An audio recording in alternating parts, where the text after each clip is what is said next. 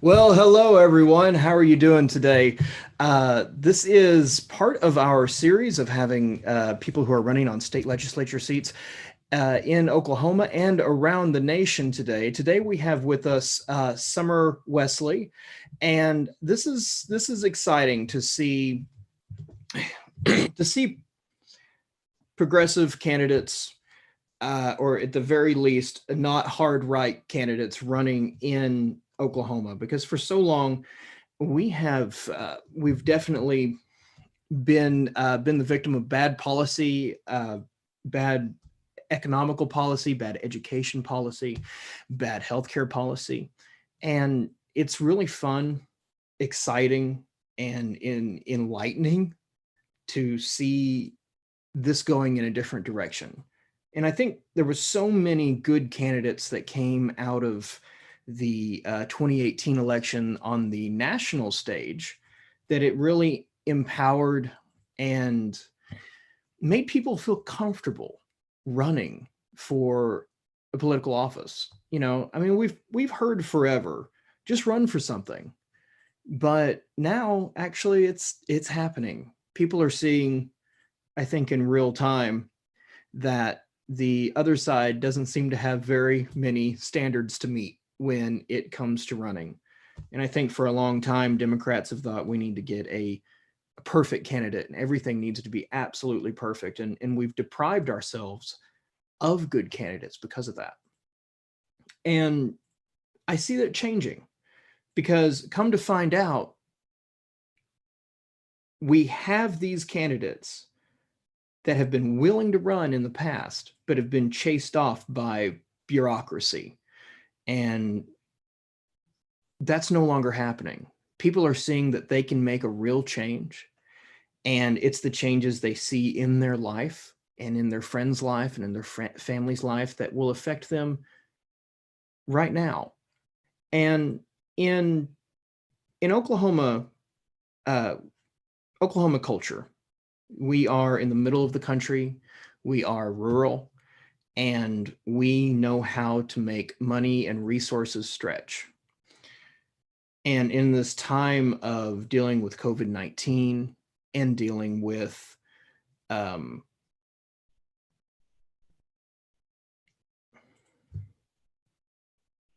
extreme weather. I was sitting there for a second. I totally forgot what I was going to say.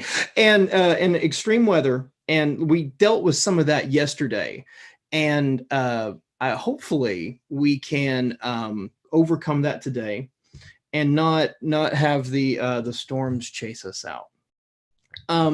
But anyway, let's get started here. Summer Wesley is a lifelong Oklahoma resident, dedicated to and community advocate and driven entrepreneur. Raised in rural southeastern Oklahoma, spending many years as a social worker, she graduated law school from the University of Oklahoma in 2013. From there, she founded the Hopeek. Oh God, I'm going to say it wrong again. I've got over this. I have a hard enough time with English. Hopoxia, a company providing educational presentations as well as diversity and inclusion training. Hopoxia also provides mediation services in civil legal matters, as well as research, writing, editing, and social media management services. In 2016, she was given the City of Norman Human Rights Award and named one of Cleveland County's 2017 Women of Influence. She also donates her time reviewing child welfare cases for compliance with Indian Child Welfare Act by serving in a post-adjudication review board. An Oklahoma City paper, the Journal Record, named Summer one of 2018's Achievers Under 40. She serves on the board of directors for Live Indigenous OK, which addresses policy and social justice issues in Indigenous communities. Matriarch, a nonprofit program focusing on empowering Native women, and the Oklahoma Indigenous Theater Company. Dedicating her life to improving others, Summer's passions lie in community building and empowering others. She's running for public office because for far too long, the people of Oklahoma have been shortchanged, waiting and hoping for a just core government service, just core government services. And I'm going to bring her in right here, and this may take just a second, so please bear with us. We had a little bit of a technology problem, but that's nothing that this show is unused, an alien to. Hi, Summer. How are you doing? Hi, I'm doing well. How are you? Oh, doing pretty good. Have you gotten any of the storms in your area that we've been getting? It wasn't too bad yesterday. I covered some of my fragile plants, and it was kind of heavy rain. Didn't have too bad this time around, thankfully. Yeah, we're having Kyle Mraz on at 4 o'clock today, and he was going to be on 5 yesterday, but the storms came out, and like a few minutes before he was supposed to come on, my power just completely went out. Oh no. I know. And I was like, yeah, it's been kind of refreshing to see all the big news agencies deal with internet problems and power problems and all of that, like the rest of us have to. And so every time they lose a connection or something goes down, I feel a little better about myself. Right. It's very relatable. It really is. And, even I kind of think with like COVID-19 and everything, we're going to find out a lot of the jobs that we went to work with, we didn't really need to. We could do them from home. That's the case with my job. We were very quickly moved to, because we work with vulnerable populations, we couldn't afford any additional exposure because we would risk exposing our clients. So we were very quickly moved to working from home, and they have successfully proven to me there is absolutely no reason for me to be in an office except for meetings. So hopefully, and now they've let us know they're considering moving to that as a permanent arrangement. So I'm really hopeful, because I'm much happier working. Yeah, I think everybody is when they can, like, they don't have to worry about keeping up appearances with the person in the next cubicle or whatever, and they can just work. And if they need a granola bar, walk in the kitchen and get it. Right. And the commute is a bit difficult for parents because, we're trying to get kids ready for school and get them where they're supposed to go at the same time that we're supposed to be trying to get to work and start work. And so it's kind of quite a shuffle when I have to go into an office. But if I don't, then I can do that and then clock in on time and not have a problem, save some gas. That has been something that has saved us a lot. Like, we have to we're in Ardmore, and we have to go to Oklahoma City for a lot of doctor's appointments. I have a gas budget where I put so much a week in, and like right now it's the only thing that's growing because we've been able to do telemedicine. Like, I did a telemedicine just yesterday, right before yesterday's show. And that's like really nice. And I think it could open up a lot of opportunities for rural America, because, not everyone's always ready to build in a small town, but you could still get a few good jobs working remotely like that. That's absolutely true. It's also highlighting the disparity in what's available. As far as when we talk about infrastructure, the availability of reliable internet in a lot of our rural areas is just not there. I know where I'm from, where my parents are, I had considered trying to go down there and visit them for, longer than a weekend. And I wasn't able to because I can't without taking off work, because we looked at all 4, I believe it was, internet providers down there, and there is simply not a reliable high-speed internet. So I can't imagine the struggle for these kids that had to go virtual for school. Yeah, for real. I don't know how they managed to do it, quite honestly. Well, I mean, that's rough on everybody all around. I mean, the teacher, the school, the kids, the parents. Absolutely. And I ran into that. I mean, just doing the show, trying to find, and I'm in town. Like, I'm not like far out.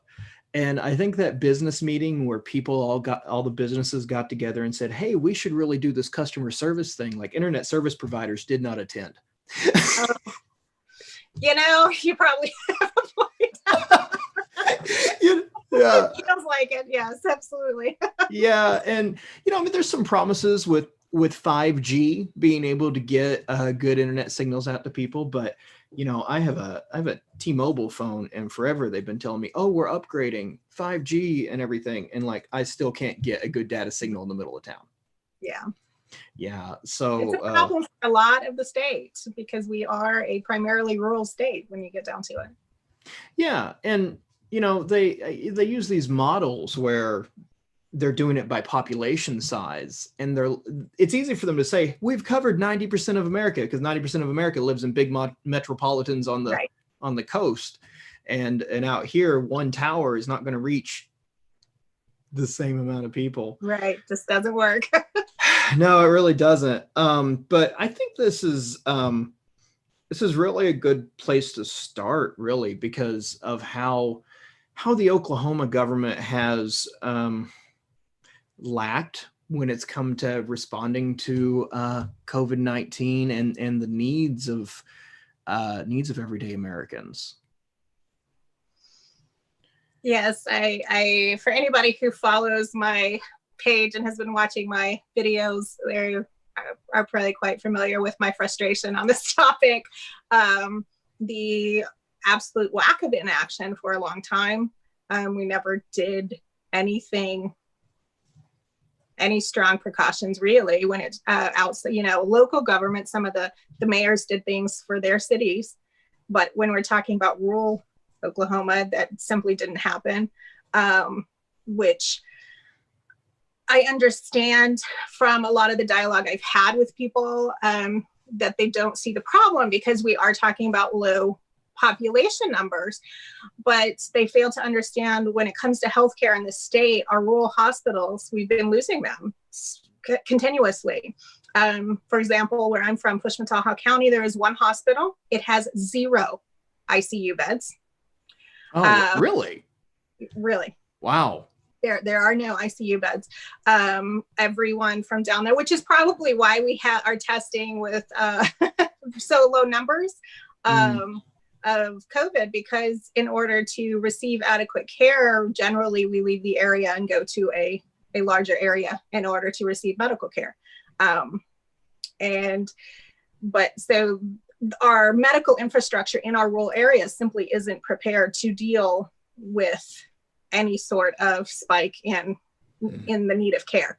And, for example, I understand the complaints about shutting down businesses, but for example, just earlier this week, there was, I believe it was 5 first responders in Broken Bow that were exposed to COVID because of tourists from Texas had come into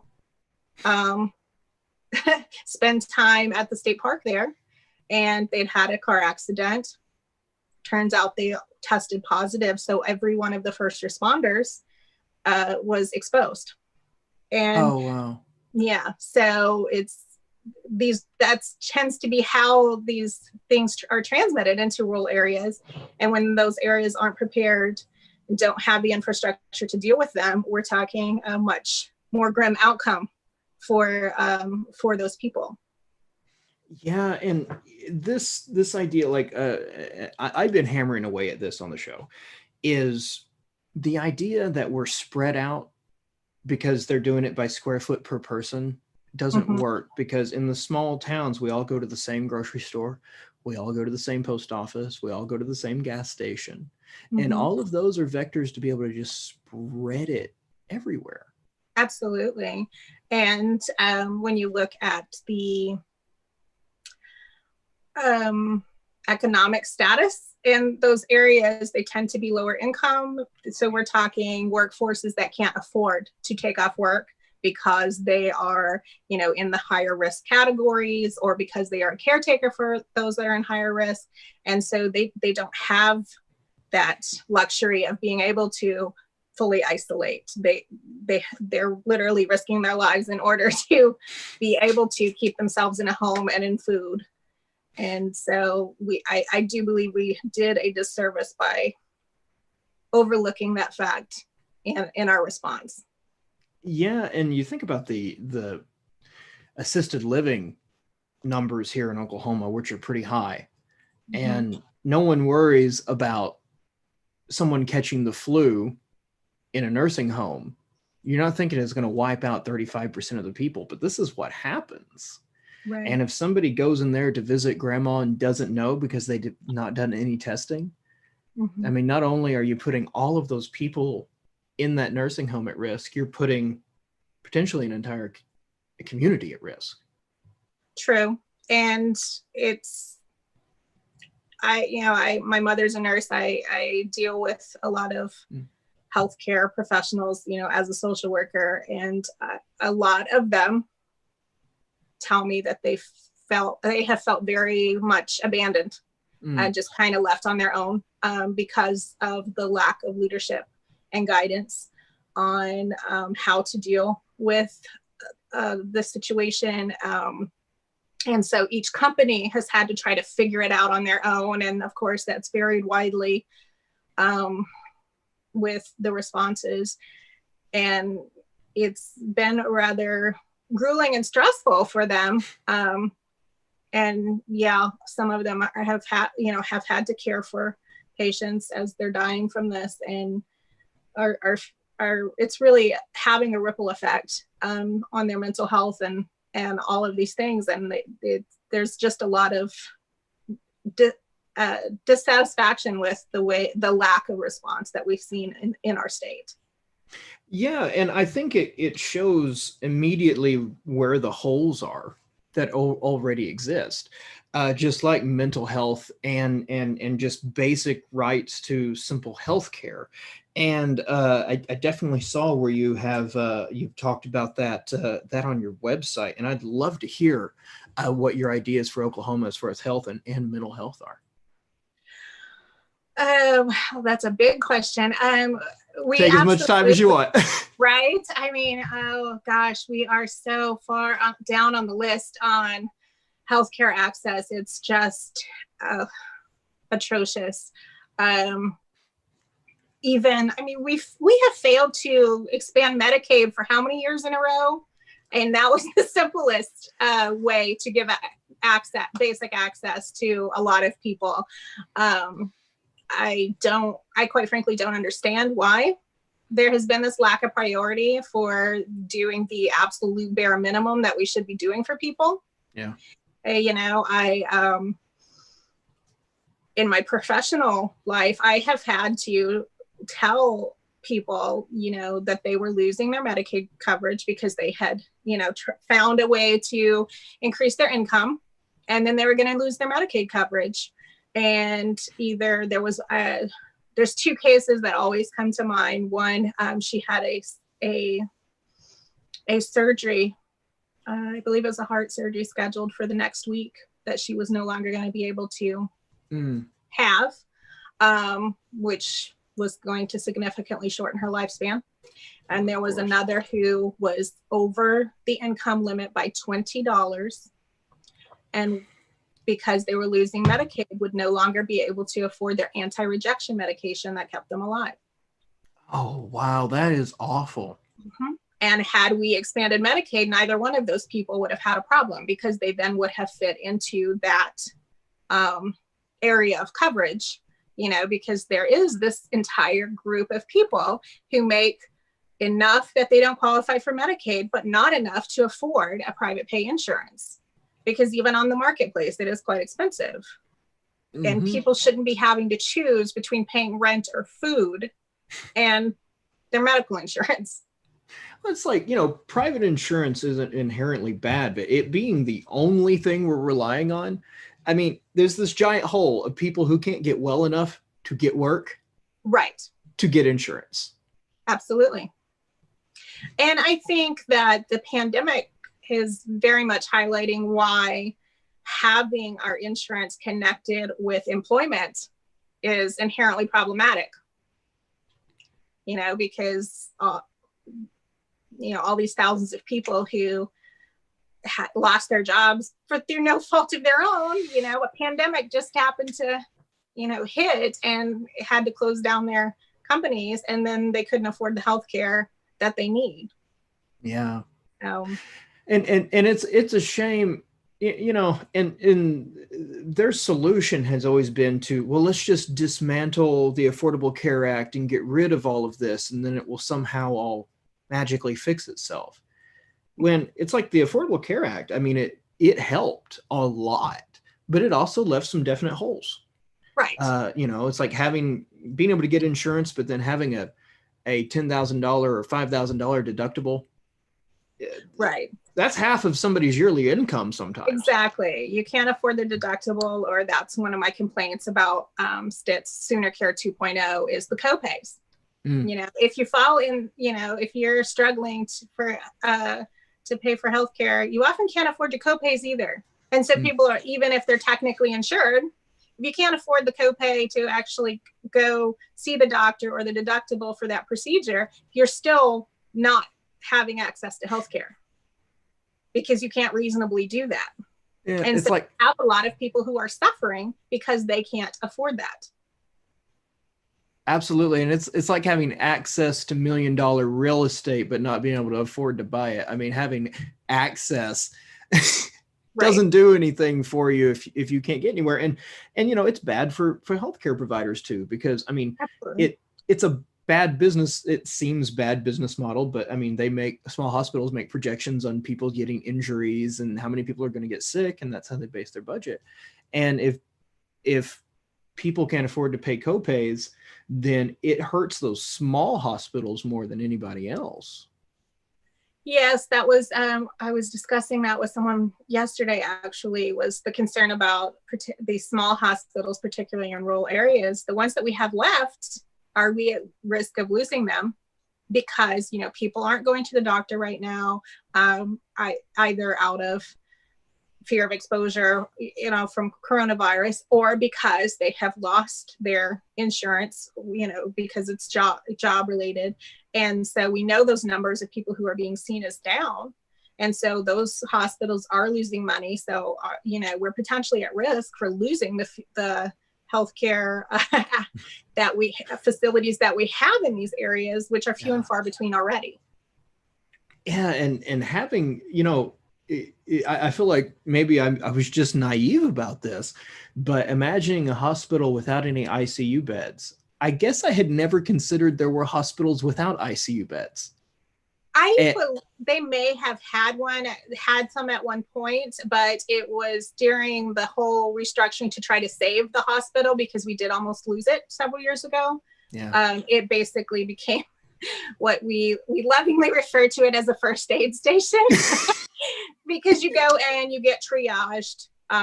If it's something minor they can handle at that point, they do that and send you home. But anything that's going to be need a higher level of care, you are transferred out to a larger facility. Yeah, and it's like everything is getting transferred out to larger facilities. Even small doctors' offices find they can't survive without being affiliated with the local hospital or local, like in Norman, everything is Norman Regional. It's like almost every doctor I ever went to there was affiliated with Norman Regional. Here we have Mercy, and I think all of our doctors are affiliated with Mercy here. And it just goes to show that through a lot of these bad policy decisions, the people who have benefited were just the large companies. Yes, and I think that part of that, I mean, of course, they have lobbyists and all of those things. So you have somebody there telling you, we need to do it this way, and which, of course, they're advocating for their right. client, who is, you know, the one benefiting from these things. But we also have a lot of lawmakers who don't understand how policy actually works in practice and how laws actually play out when they're applied. So that's one frustration I have had, you know, as a community advocate all these years, in talking to a lot of legislators, and have had to really understand that most of them aren't law trained. And so they don't fully understand how this actually works and unintended consequences of those things until, you know, they see it played out a few years later. But at that point, the damage is done, right? So I think we need more people who are law trained, and we need to make a more we need our legislators to be making a more concerted effort, the ones who aren't law trained, to consult with those attorneys that do work there at the Capitol to find out, tell me how this is going to work when it's applied. Because a lot of there seems to be a gap in that understanding when I've talked to a lot of representatives, in that they don't really seem to understand. It looks good on the surface, but they don't know how, when a law is applied, it actually is going to affect your daily life. And it's because I mean, this doesn't apply to everybody, but most people who run for office are very well off to begin with. And it's like, how many millionaires do we have in the Senate, in the National Senate, you know, and how many people, you know, I mean, it's like one reason is I know you don't make a lot of money as a state legislator, right? It's not like something you're going to get rich off of. And so it's oftentimes it's the only people who can run for it are the ones who can afford to or are well off. And then if you're so well off, how are you going to be able to write policy for people who aren't? That is the problem, right? And I have that conversation with a lot of people, because there was a lot of people very angry when the legislators got that pay raise last year. And honestly, they're not making that much after the pay raise. No. But what they were making before, it's amazing that anybody could afford to run that wasn't independently wealthy. Yeah, and it seemed like a big jump, but when I did the math on it, it wasn't even a 2% raise a year. It was like 1.7. Yeah, compared to, yes, because it had been, 12 years, I think, since they had gotten the last pay raise. It had been a long time. It had been a very long time. I was thinking it may have been 20, but either way, I mean, that's a long time to go without it. Get it? Yeah, absolutely. Right. And I've talked to a lot of the legislators that had to take a significant pay cut to especially, I think every one of the ones who came in at, with the teacher strike, left their positions in education to, try to help out at the Capitol, and they had to take significant pay cuts to do that. Oh, wow. And I think people don't realize that and don't appreciate the sacrifice that a lot of them have made. But without people being able to do that, we are left with only people who are wealthy enough that they don't need that pay. But then can they really relate to the rest of us and understand the impact they're having? Probably not. Yeah, it's like the whole system it's like we run into the same problem humans do with government over and over and over again. The wealthy ones are always the ones running the government. Right. Time and time again. You mentioned the teacher strike and education. And it seems like every time we're talking about Oklahoma, we talk about healthcare and education first, because these are the things that affect us all the most. Right. What did you think about what came out of that teacher strike? I'm glad we had some progress. There were some teacher raises. But I felt like, and I know I've heard from lots of educators who felt like the more important underlying message ended up getting lost, that it was less about just teacher raises. And there's fundamental issues with our education system. We're not properly prioritizing public education. We're certainly not properly funding it. There are all these structural issues that need to be addressed. And in the end, they weren't. And there was a lot of attention, that was shifted to other education types rather than fixing public education. And I know a lot of the educators, in my life felt very pushed aside. They felt like, they were grateful for whatever raise they ended up with, but they felt like money had been thrown at them to shut them up, because the actual primary issues that they were protesting for weren't really addressed at all. Yeah, what was a $5,000 raise? I don't remember off the top of my head how much it was. It wasn't necessarily. No, it wouldn't be. I mean, I guess if you were to do it in percentages, it would seem huge, because Right. the starting number is so small. Right. But a few $1,000s, I mean, so many teachers here that make $14,000 a year, you know, and some people, I mean, it's almost like the same problem with the legislator's salary. Is the teacher can only afford to be a teacher if there's another breadwinner in the Right. house. And because, I mean, I don't even, are they even working at minimum wage? You know, it's like it's so low and they're salaried workers. Yeah, if you calculate all the time outside of school that they spend grading and planning and all that, no, it probably doesn't work out to minimum wage at all. Yeah.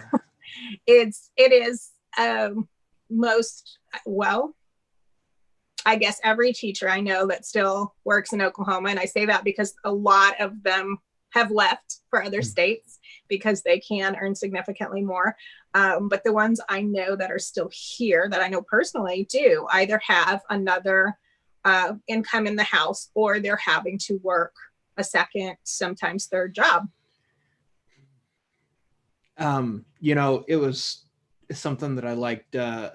Pete Buttigieg had said while he was still running for president. It was like, if we treated our teachers a little bit more like soldiers and paid them a little bit more like doctors, then we would be in a much better place.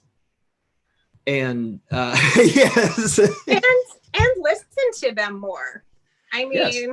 Can you imagine you're already underpaid and unappreciated, and then they're coming to you and saying, look, these, X, Y, and Z are, simple ways that you can help our students, because, most of them are there for the students, because if you're not, you can't stay for very long because you lose your mind. You really would.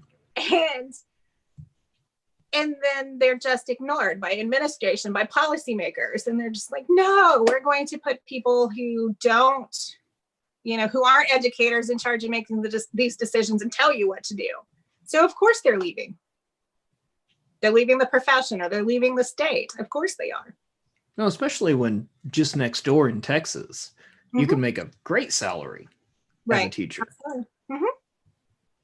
And this it kind of goes into the next subject that I was kind of wanting to talk about is infrastructure, because we talked about broadband, and we talked about hospitals becoming just a first aid station, right? Yes. and then we're talking about education, and these are all linked by one thing, and it's funding.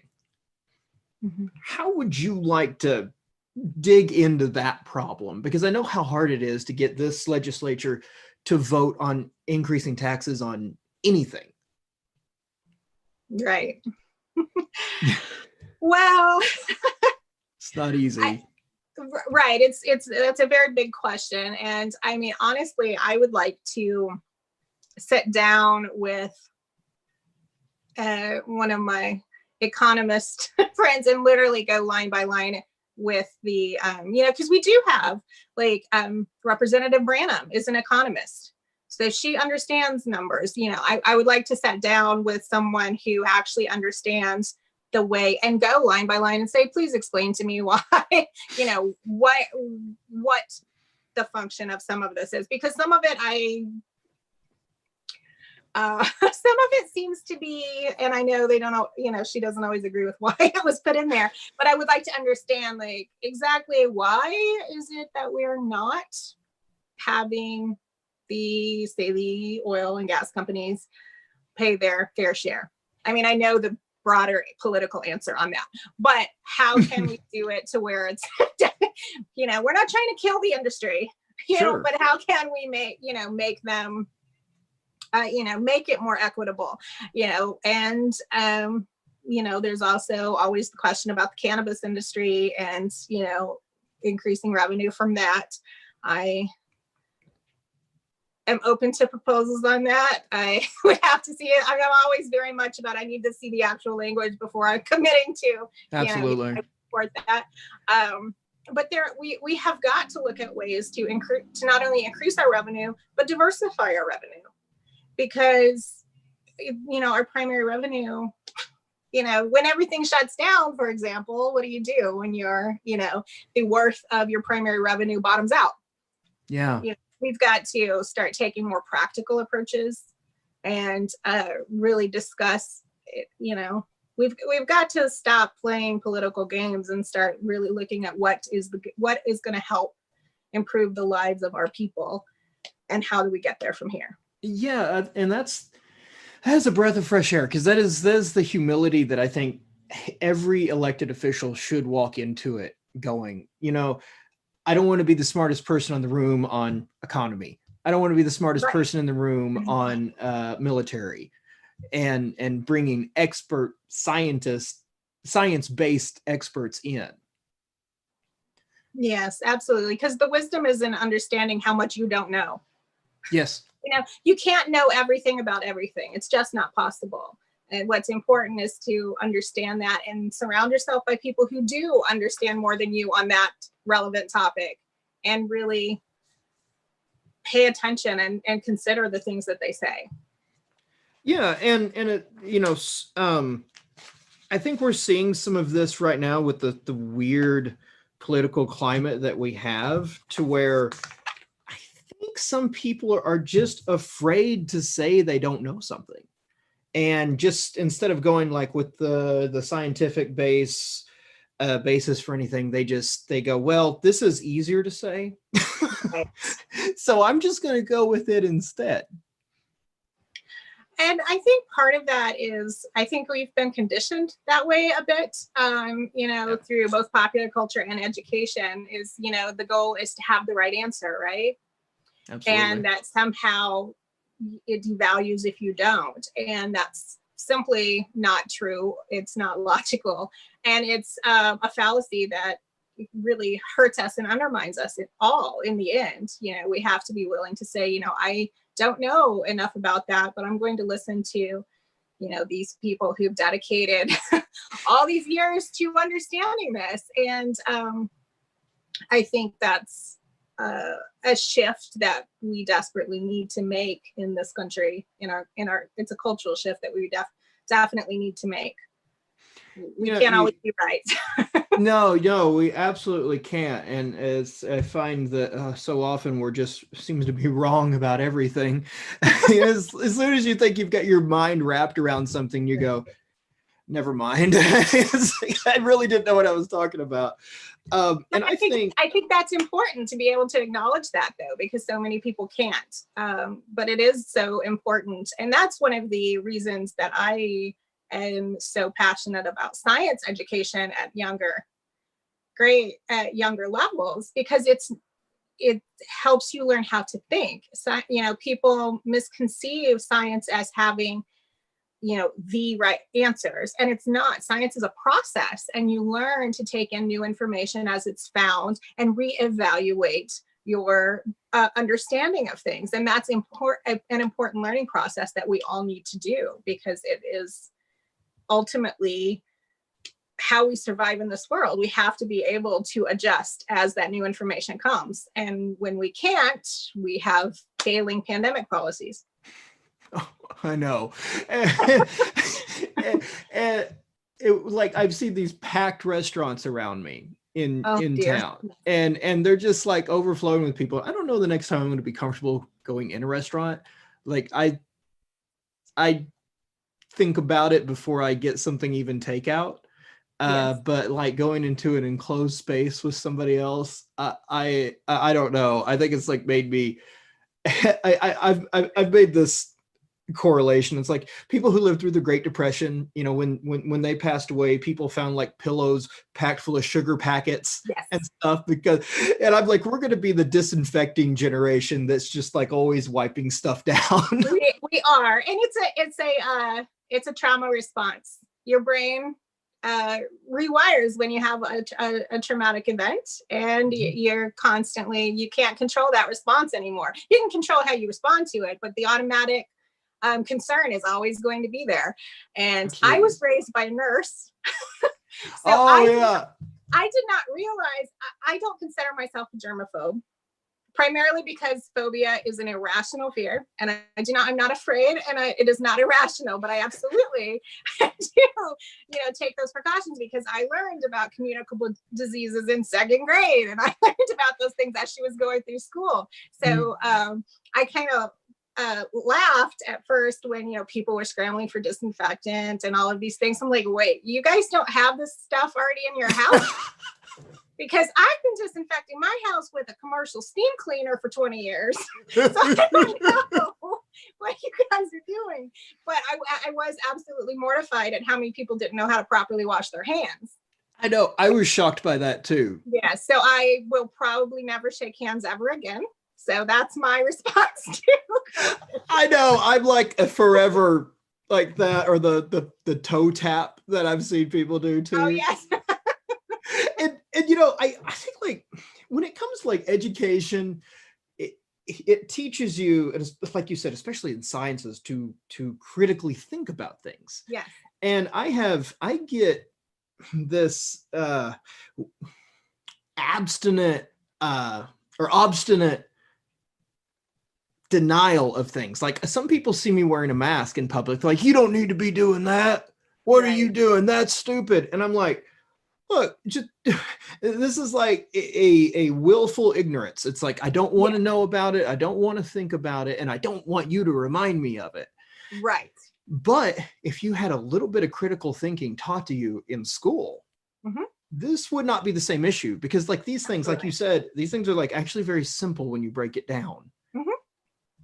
Yes, absolutely. And, that used to be many generations ago, that used to be the primary function of education, was to teach logical thought. You taught critical thinking, you taught logic and rhetoric. And we no longer do that. Unfortunately, we teach to the test and, regurgitating answers. And unfortunately, that's what's gotten lost, is people's ability to process that. And it's a public health problem, as we're seeing now. We've got people without a basic knowledge or understanding. And so they are choosing that comfort that comes with denial. Yes. Unfortunately, that is when you're talking about something that's dangerous, it's dangerous. I've said many times, I think probably I would be fine if I contracted the virus, because, I understand my overall health and the way my body tends to react to viruses. But even if I had 100% assurance, I don't want to accidentally expose someone who can't survive. I don't want to be that instrument of death to someone else. And it's irresponsible for me to not behave as if I have this and could transmit it to someone who is vulnerable.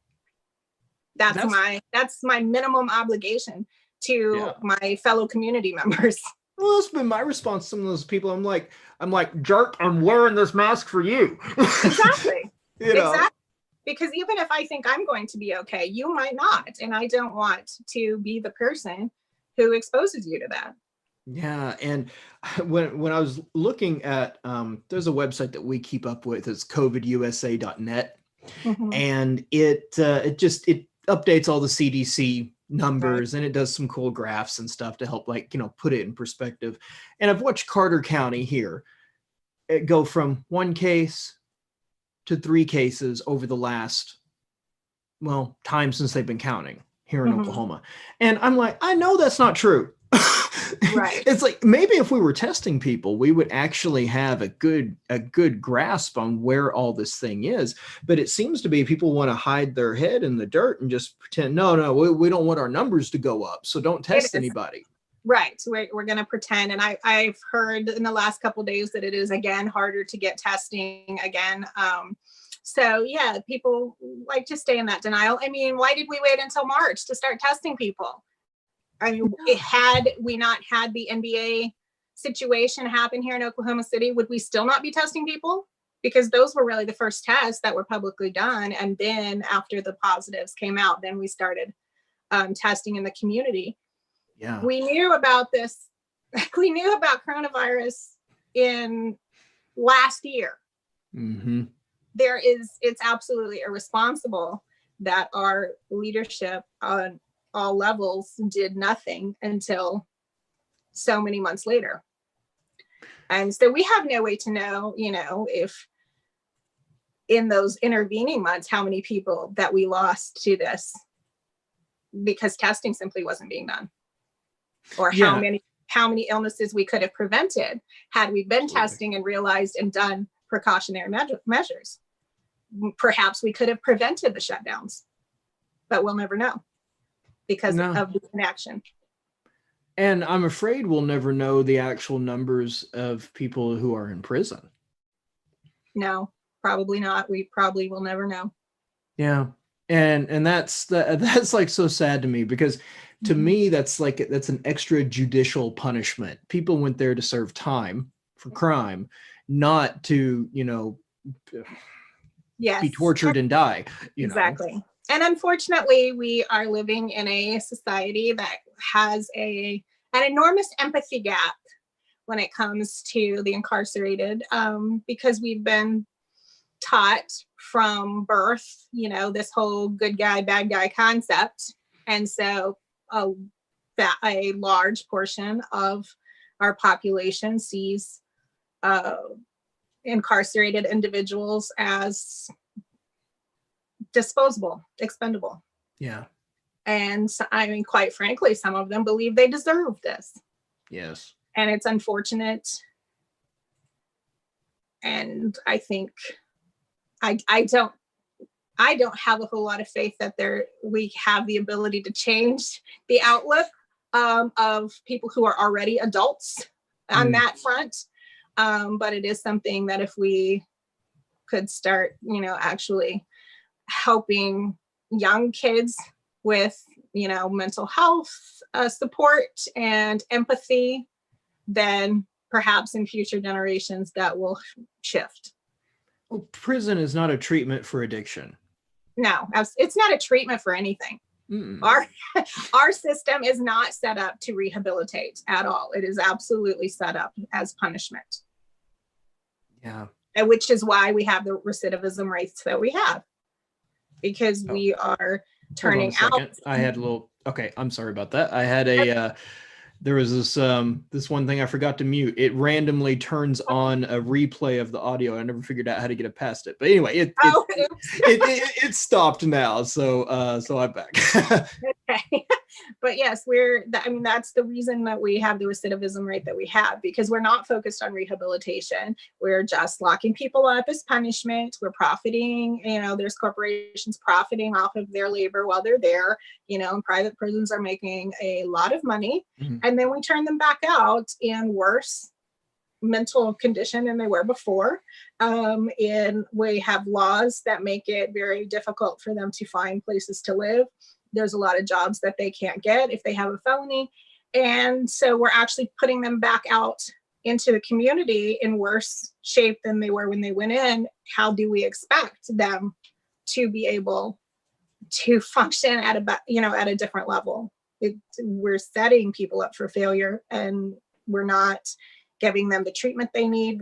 We are causing the problems that we have because of the system we have. Absolutely. And it's I don't know, it's almost like a dentist giving out sugar cookies. It's like they're trying to create these repeat customers. It's what happens when you have a prison ran for profit. It can happen in healthcare too. Like I remember seeing a memo that came out this year that the Washington Post or somebody got, and it was like, I think it was Aetna, and it said, is curing cancer a sustainable business model? Right. It's like it's the same kind of problem. It is because the goal isn't to, reduce crime or, make everybody safer. The goal is, we make ourselves feel better by punishing folks, and, of course, corporations get to make the money off of it. So, I don't know what stage of capitalism this is, but it's clearly not working for us if our goal is to actually have a safer community. Yeah, and it's ironic that our justice system seems to do nothing to make the community safer. It's like you said, having the complete punishment-based system, Mhm. it doesn't work. I mean, if more incarcerated people made us safer, we'd be the safest nation on the planet. Absolutely. And if we look at the numbers, Oklahoma incarcerates people at such a higher rate per capita than most places. And I mean, so my question is always, so are we trying to say that Oklahomans are really more dangerous than other people? Yeah, no, we've got a systemic problem and we need to fix it. Absolutely. You know, and speaking of people who are treated unfairly, you've done a lot of advocacy work with our native tribes. And I would like to hear you talk a little bit about that, because I know, especially going into the state legislature with that kind of knowledge and background, we need more of that, because it's so hard to get anyone to even write a policy for Indian country that gives them anything else than they have. Right. And it's like the one group in America that has absolutely no representation at all, or very minimal. I mean, it's like Very there's no little. representatives in Congress, there's no in state legislatures or any of that. They're there to, represent the tribe, the nation. And that's what it's like when I saw that you had done the advocacy work and stuff. I was like, I really wanted to talk to you about that.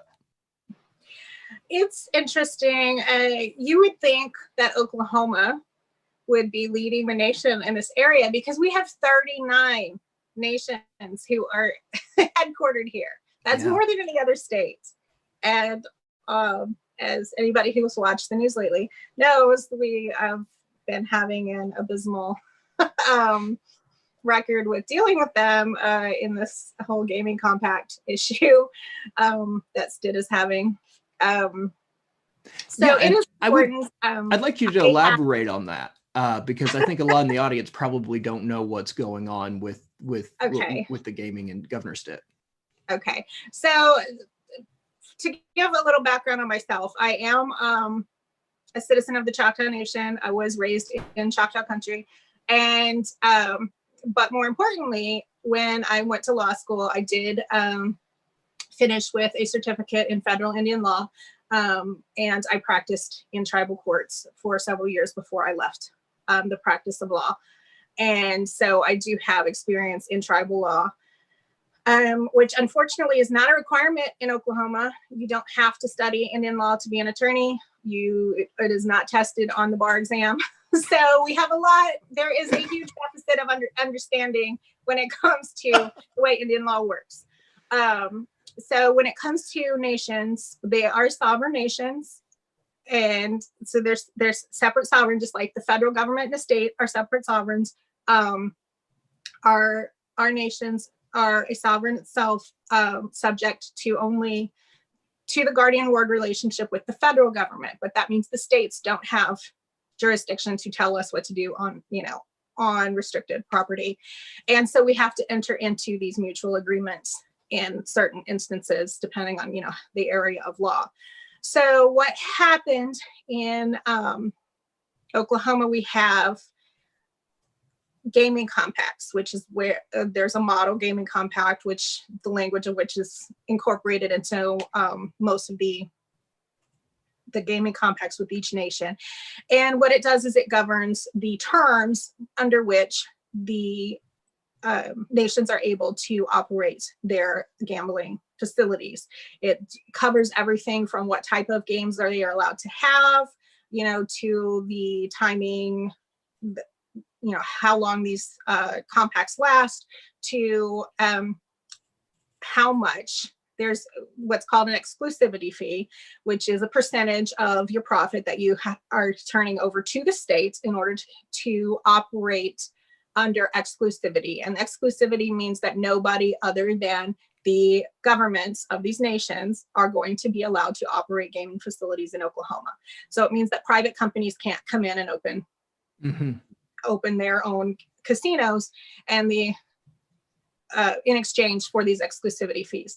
Now, the reason that these exclusivity fees happen is because the state doesn't have the authority to tax the income of these nations.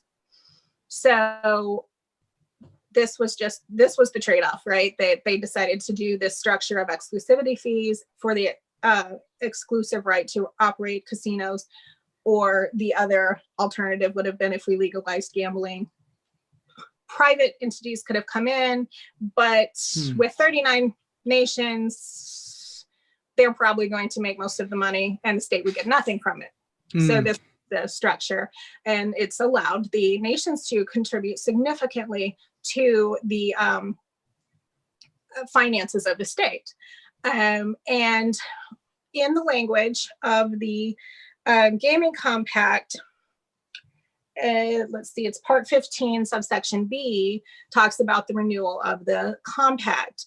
And what it says is that the term will expire on January 1st, 2020, if these other terms aren't met, which include like parimutuel wagering, if that had been continued to be legal and all of these things, then the compact auto renews. And this provision was actually put in so that in order to try to prevent the nations from being able to negotiate a lower exclusivity. So this was so that if they come in and want, and try to negotiate with the governor's office, and the governor doesn't like their offer or whatever, and they can't reach another agreement, then it just auto renews at the same amount. The state keeps getting their percentage and everything keeps going. So, and that's basically what happened. There were some that did try to negotiate. There's conflicting information. They say that they weren't getting real negotiations. Later, the governor's office said they tried. Whether they did or not, no new agreements were reached. So everything auto renewed under the terms of the compact. However, Stitt claims that they did not auto renew. I'm not sure what he believes that the phrase shall automatically renew for successive additional 15-year terms means, if it doesn't mean auto renew. But in any event, he doesn't think that they auto renew. And so there's a lawsuit to, in federal court trying to, asking the court to make a decision saying, did this auto renew? His attorney general has said, you're wrong. He's auto renewed. Speaker, the Speaker of the House has come out, basically everybody in his party has said, you're wrong, you should have a seat. And he's still stubbornly saying this. And so he's claiming that any of these casinos that open back up after January 1st, which they were operating up until COVID, and some of them are preparing to reopen again. He claims that they're operating illegally. Pretty much everybody else believes he's wrong.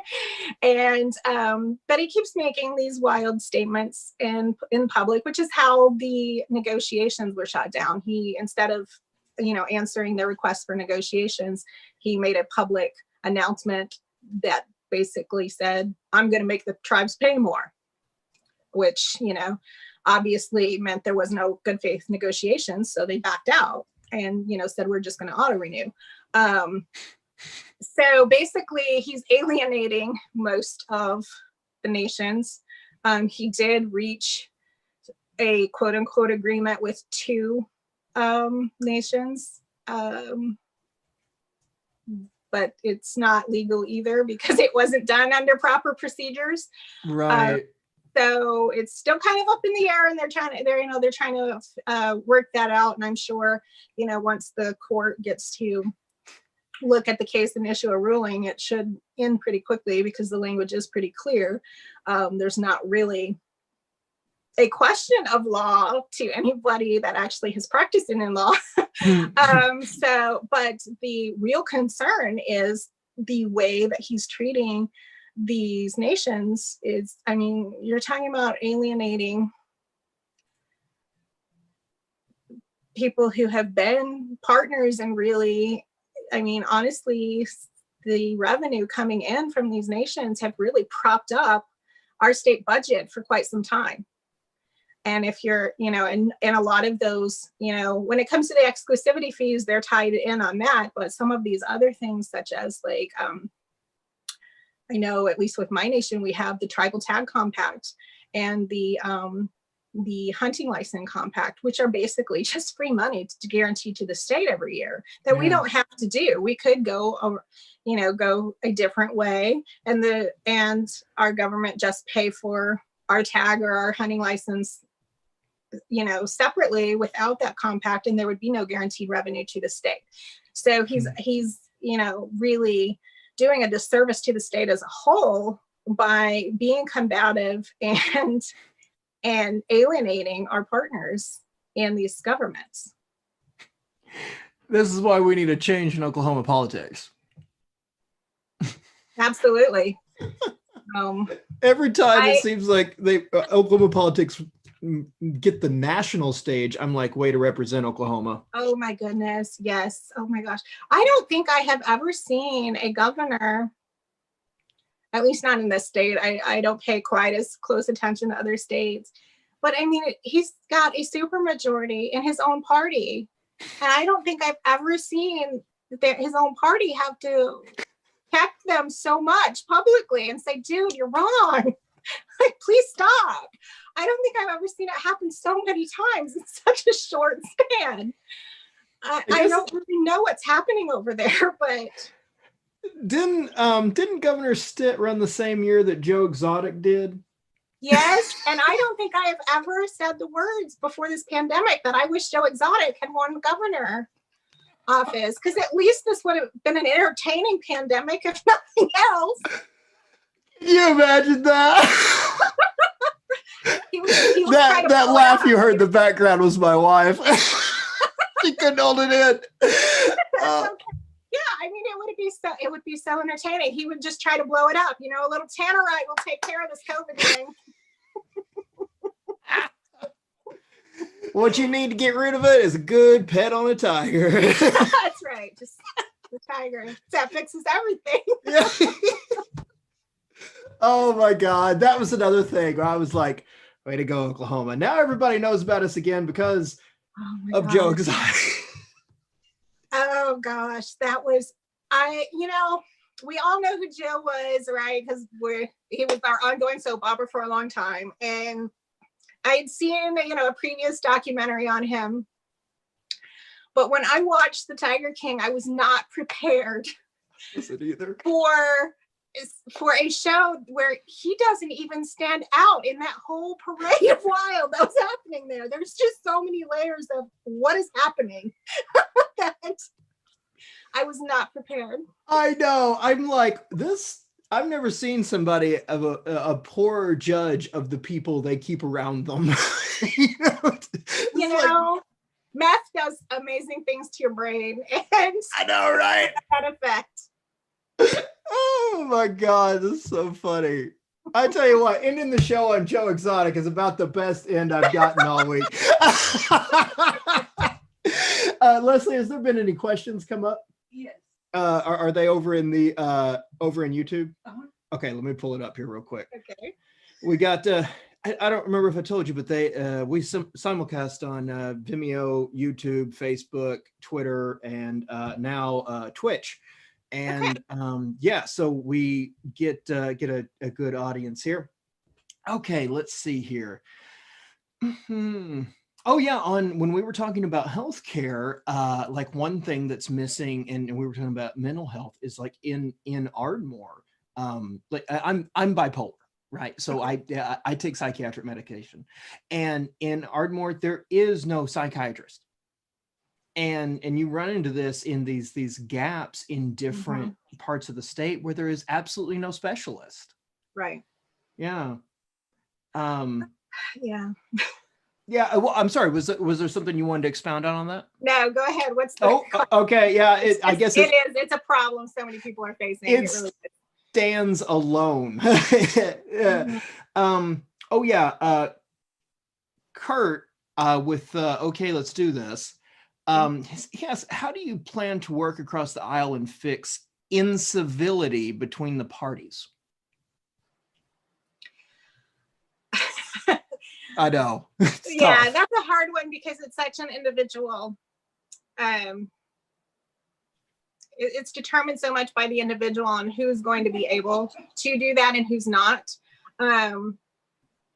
I have found that dealing with meeting people where they're at and addressing what their actual concerns are.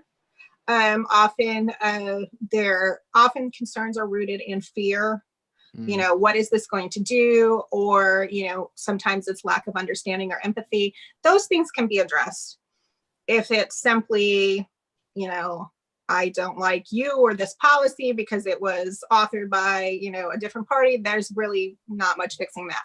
But if those those issues are based, you know, in those emotional reactions, generally, if you can address that, meet them there and address that, then you can start having a real conversation on, okay, but here is what the problem is we're trying to fix. How would you fix it then? Because a lot of times they get caught in fighting about the policy, and the whole issue that you're trying to fix gets lost. It gets buried. And that's what you have to keep coming back to and stop. It's like a couple fighting. A lot of times what you're fighting about is not the real issue. Right. It's the same dynamic, just on a different stage. Yeah, I know. It's like I've always had this problem with legislation. I'm like, can we just vote on one thing? It's like, why do we have to throw a spaghetti bowl of things together and we just need to vote on a noodle? Right. You know, and like, so things get bogged down because of that. And it frustrates me. I agree. And I'm not sure that that's something we're going to be able to stop entirely, but I would like to try to at least let's bring that back and actually focus on some issues, because otherwise, yeah, we're not going to make much progress if we're just kind of throwing everything in like that.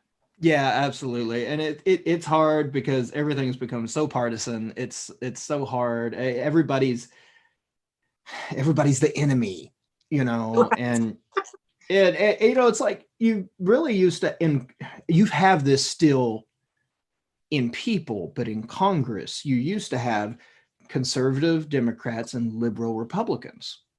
Right. And they were working across the aisle constantly. Mm-hmm. But now it seems like everything is just split straight down party lines. Yeah, things have become much more polarized. And I think part of the problem is the way that we talk about issues have become very rhetorical.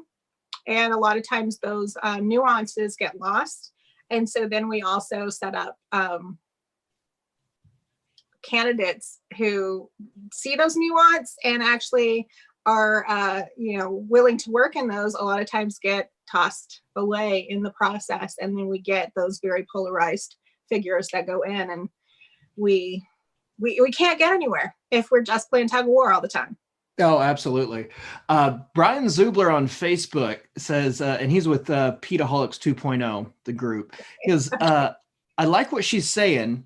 I should let her know my insurance suggested a GoFundMe for my chemotherapy. I wish this was the first time I had heard that. Oh my God, yeah. Nothing infuriates me more than this. We should not be having to set up fundraising sites for basic medical care. It is abysmal. You know, the United States likes to talk about the human rights violations of other nations, and we have such a track record. Yeah, we have such a terrible track record. We're literally right now talking about people as being expendable. It's like, well, if just people over 65 are dying, who cares? The economy. And part of that is because we have this idea that, that people are expendable, and, and that's one of the big hurdles that when it comes to medical access is to get people out of that idea that, you should, earn it, or you should, have to do this in order to receive medical care. And shouldn't all people be able to live? I mean, don't we start there? A revolutionary idea. Right. I know. It's like, this is pretty much the foundation that my whole life is built on. It's the living part. I mean, I was raised as a preacher's kid. Okay, so my life has not been typical. Yeah, But me we too, were actually. Yeah. right. Oh, really? Yeah. I'm sorry. You have my sympathies. But It's yeah, at a roller coaster. so we were raised to think of the congregation and the community as family. Mm-hmm. I would not tell, my auntie, oh no, sorry, start a GoFundMe. Nobody's going to help you. What are we doing? How are we okay with saying that to our neighbors? Yeah, I have no idea. The thing is like, we are not saying that to our neighbors. The news, the conservative news and the far right wing in the Republican Party are saying those things, and then people are repeating it. It's like, right. We didn't but people start are going with along with it, and I'm not willing to let them off the hook for enabling that and continuing to allow that. Yeah, absolutely. And it's funny we mentioned being preacher's kid, because the next comment is from Neil Kaufman, which is my father. And he said, masks are important. I really request in a loving way, please wear your mask. Some people have weak immune systems, even if they don't look like it.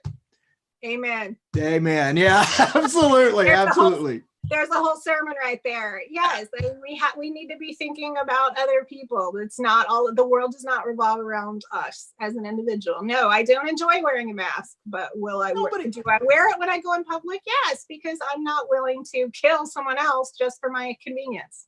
Yeah, I mean, it's like, I want to go to a movie again. I want to go out to eat again. It's like, nobody wants to do any of this, right? But it's what you gotta do. Mm-hmm. And just like it's so selfish for people to not wear a mask or not wash their hands or I don't know, lick doorknobs or whatever. Because don't lick doorknobs, guys. Leslie said, my wife, she goes, there shouldn't be any private for-profit prisons. I agree. Yeah, couldn't agree with that more. Being in Oklahoma, you'd think things would be better for all nations with as many that we have in the state, but it's just not the way it is. Question, what can volunteers do to help your campaign during COVID-19? Well, you can sign up to volunteer. We were going to start some phone banking very soon. We suspended most of our fundraising there for a moment while everybody's jobs were shutting down, because it did not seem like a very compassionate thing to do, to call people and say, hey, can you give us money? But now that things are reopening, we're going to start doing that again. You can make donations, and both the form and the donation site are on my website, summer4hd100.com. So those are very simple ways. Sharing our content on the social media, talk to your friends and your family, even if you just set a goal to talk to 10 people a week, about this, because I'm a community advocate. I'm a grassroots person. So I really think about this as a movement. This isn't about me. I'm not going up there to do what I want to do. I'm going to represent the people. And so I need to hear from people. I want to hear from people and to interact with them and to understand people's concerns. So you can reach out to me. You can talk to me about any of those things. I do respond to messages, and just help build the movement in whatever way you're able to. And, just pass that along as much as possible. And I think in closing, and Kurt said, thank you for answering his question. In closing, I think people would like to know exactly where House District 100 is, and in any final words you want to leave with everybody, because like we've learned, if we're just only concentrating on our district, we're being very limited. I mean, there are people all over the state that would be willing to help anybody running against an incumbent. Mm-hmm. And because we want to see everything you've talked about is a breath of fresh air for Oklahomans. Mm-hmm. And it's just like in the Senate right now. I mean, there are people donating against Mitch McConnell's or to his rival right now, because they know how important it is on the national level to change the dynamic in the Senate. And so, yeah, I would like to tell everyone where it is and anything you want to leave us with. Okay.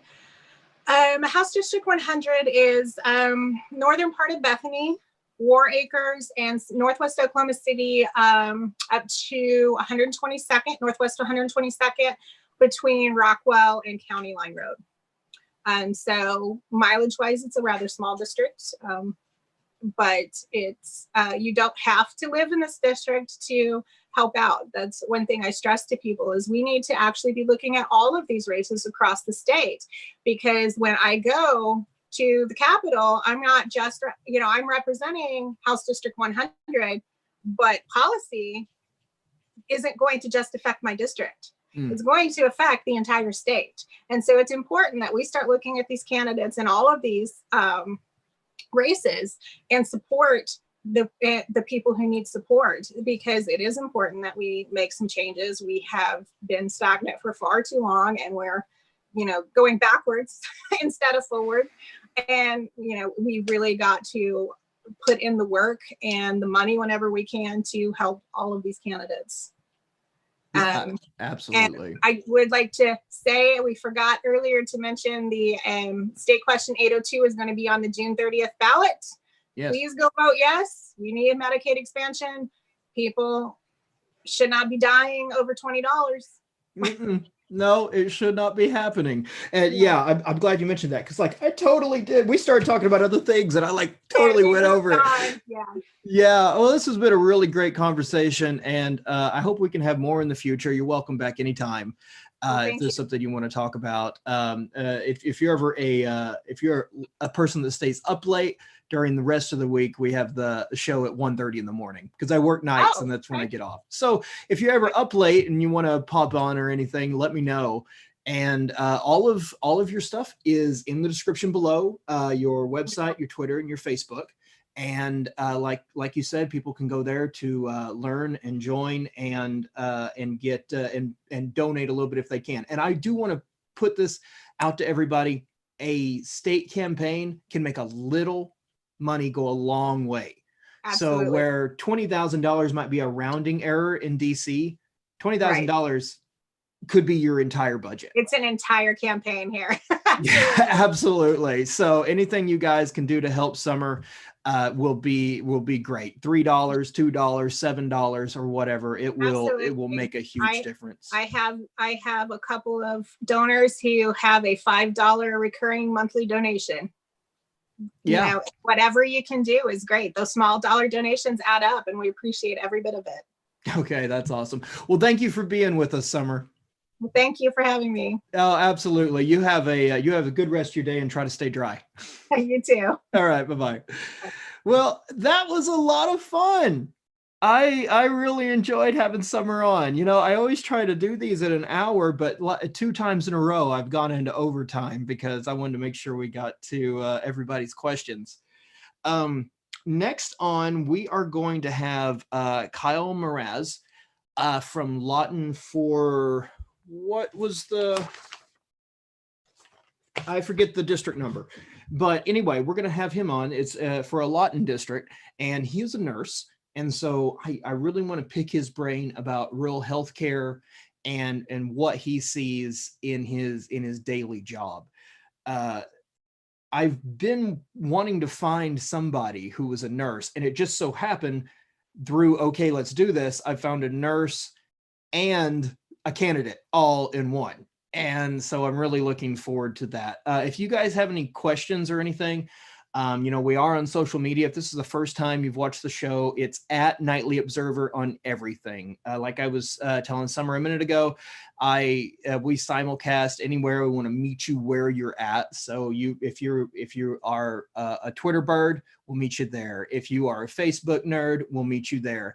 If you know what Vimeo is, we'll meet you there. If you are a YouTube binge watcher, we'll meet you there. And now on Twitch, which is exciting. And so anyway, if you're not going to catch the next interview, you'll be able to find it online. And we also do upload a recording of the podcast after each show. Sometimes we might be 24 hours behind or something because life, but we do that, and you'll be able to get that. Spreaker is where we upload it to, but it uploads it to Google Podcast, iTunes, and Podcast Addict and SoundCloud and all of the well, no, actually not SoundCloud, but to most of the most popular ones that you can use.